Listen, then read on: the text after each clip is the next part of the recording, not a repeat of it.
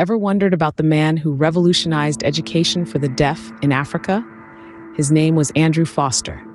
Born on a summer day of June 27, 1925, in the humble mining town of Ensley, Alabama, Foster's life took a challenging turn when he and his brother contracted spinal meningitis at the tender age of 11, resulting in both of them losing their hearing. Nevertheless, Foster's journey in education began at the Alabama School for Colored Deaf in Talladega, where he received an education up to 6th grade.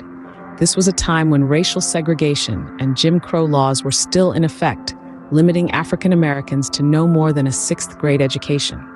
Undeterred, Foster moved to Flint, Michigan in 1942, living with his aunt and attending the Michigan School for the Deaf, where he was able to continue his education.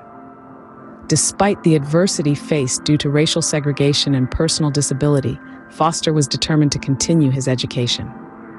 Foster's pursuit of education was not without hurdles. Indeed, every step of Andrew Foster's journey was a testament to his indomitable spirit and unwavering determination. His early years were marked by the harsh reality of racial segregation, limiting his education to the 6th grade at the Alabama School for Colored Deaf. To continue his education, he moved to Flint, Michigan, living with his aunt and attending the Michigan School for the Deaf. Here, he was able to gain an 8th grade education. His thirst for knowledge remained unquenched, and he tackled high school courses through the American Correspondence School while juggling jobs in auto factories and restaurants. He also attended the Detroit Institute of Commerce, where he honed skills in bookkeeping and business administration. Even after the war, the road to higher education was steep and fraught with obstacles.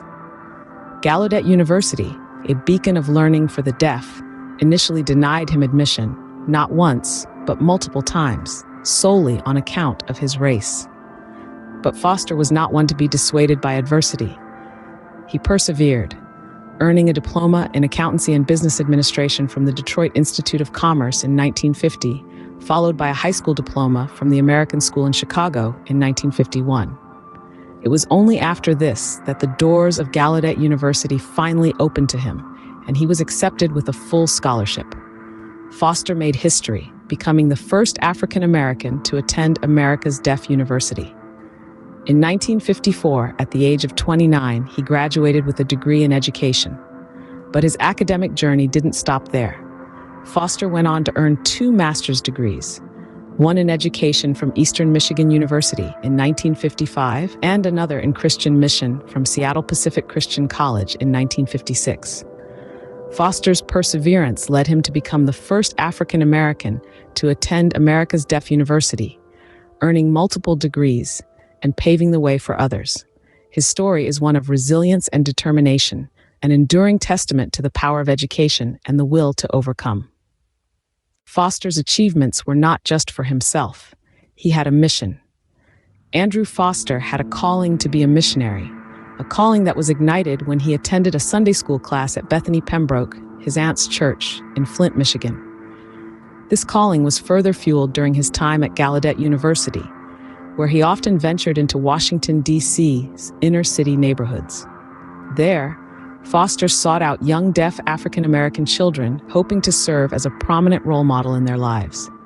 Through this work, Foster found his passion, granting Black deaf individuals access to communication, education, and the gospel.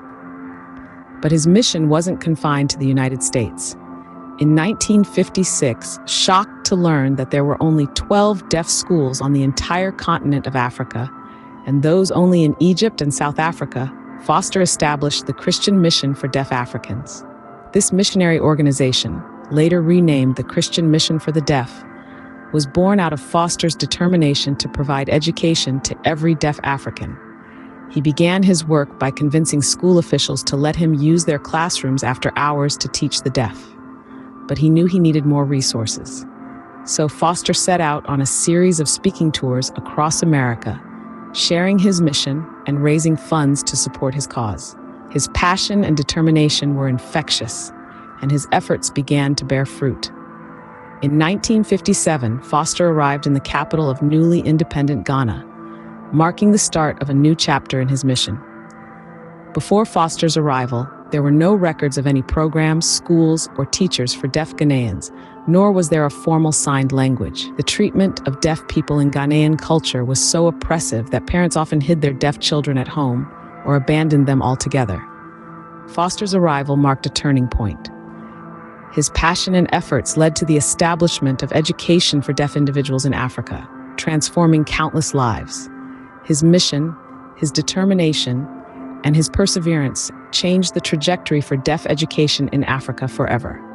Foster's passion and efforts led to the establishment of education for deaf individuals in Africa, transforming countless lives.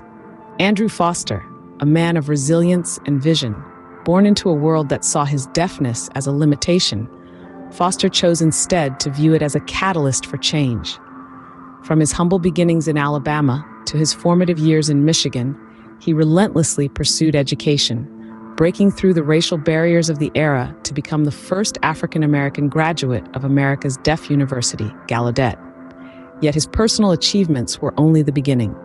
Foster embarked on a mission fueled by a deep-seated passion for serving others. He sought to give Black deaf people access to education and communication, a right that was largely denied to them. In a time when only 12 deaf schools existed in Africa, he established the Christian Mission for the Deaf, forever changing the landscape of deaf education on the continent. Andrew Foster's legacy continues to impact the lives of deaf individuals in Africa, proving that one person's determination can indeed change the world.